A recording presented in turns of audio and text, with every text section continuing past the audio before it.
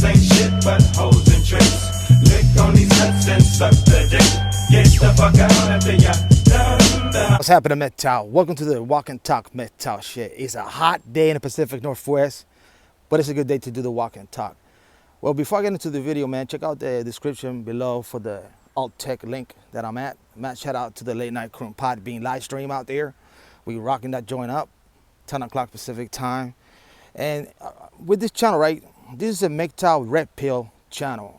And when I mean the red pill, the real red pill, not this PUA shit pill they got, that is fake red pill.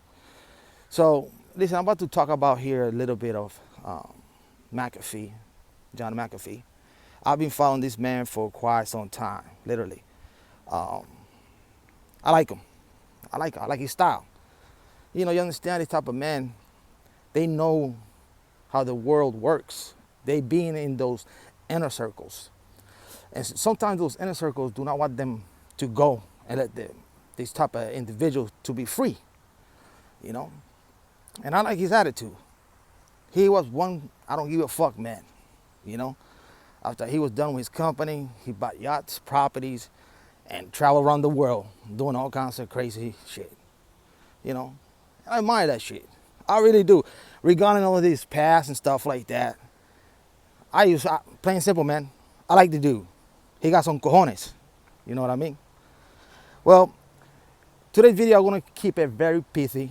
All I'm gonna do, I'm gonna walk, and then I'm gonna play you a soundbite with Mr. John McAfee. That's what I'm doing, nothing else. So let me show you right here before I play the soundbite. This is the trail that I walk out here. This is the studio that I do the recording right here. So I start there with a P. I'll go all around here, all around here, all around here. And I'm sweating like a whore in church right now. My back is sweaty. So we're gonna take a small journey, 5-minute journey. And we probably end up by the creek somewhere. Well, like I always say, gentlemen, peace. Statement Tao. I'll definitely catch the next podcast, live stream, or video. Check out John McAfee.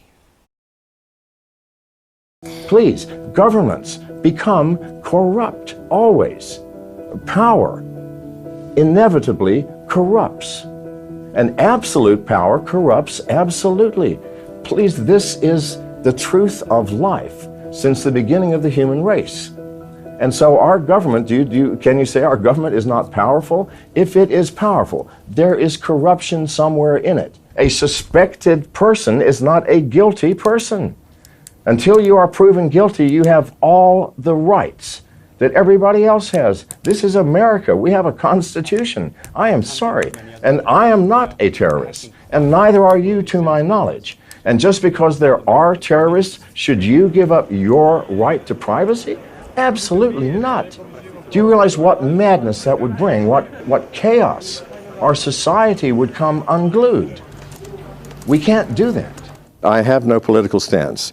I believe that it does not matter eventually what party is in power.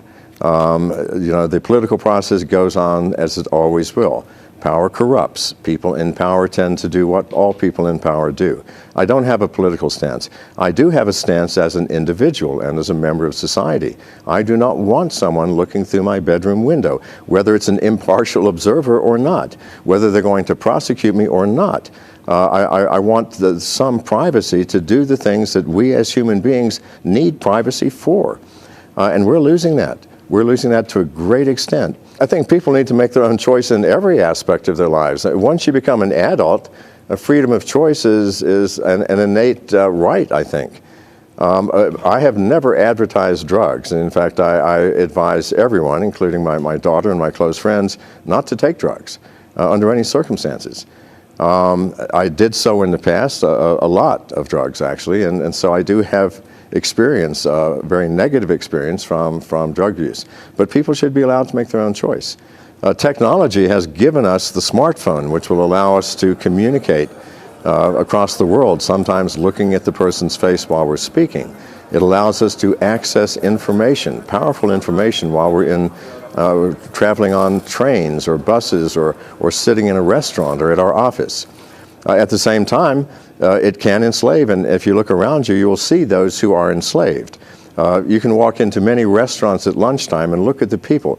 Over half of them are not looking at their partner or the person they're sitting across the table from. They're looking down at their smartphone and texting. Sometimes everybody is doing that. That seems like slavery to me, where you are enslaved to the device to the point that you completely block out human presence, and I think that's a very bad sign. We need to use technology for what technology is intended for. Automobiles to get us places faster, telephones so that we don't have to run across town to talk to somebody. But when they become our masters, then we become the enslaved. I feel that Russia has been seriously abused by America. And certainly our American government and politicians over the false accusations that Russia tried to hack our election. I know for a fact that Russia did not hack the DNC servers. Absolutely not. Yet all of our politicians, all of them, are going crazy about, yes, the Russians tried to hack us. They tried to control us. Here's the truth of hacking and security. No matter how secure you want to make a system, someone will always find a way to break in. It's been that way with safes, it's been that way with door locks, it's been that way with bank vaults. There will always be a way. Nothing can be perfectly secure in life. This is just the way the world works, least of all software. The older the computer, the easier it is to hack that computer. And what do computers do? They don't just access the internet and do our taxes. They control steel mills and food processing plants and virtually everything in life, including our cars now. Last year, a car was hacked into by two hackers hundreds of miles away, and control was taken away from the driver. It was written up in Wired magazine. But let's assume there's something far more important than automobiles or even airplanes that can be hacked. What about power plants? In America, our power grid is approaching 50 years old. 50. And our computers are 20 to 25 years old, way before cybersecurity was even considered as an issue. So what if someone said, oh, instead of hacking your cell phone and stealing a credit card, I'm going to hack the power company and move all the power around until it blows out all the power stations. And they think, oh, that's a serious problem. What if it blew out every one? We'd have no power. Without power, we can't repair them. We don't have power tools. Without power, we cannot process food because all of food processing is automated and controlled by computers. Without food, we die.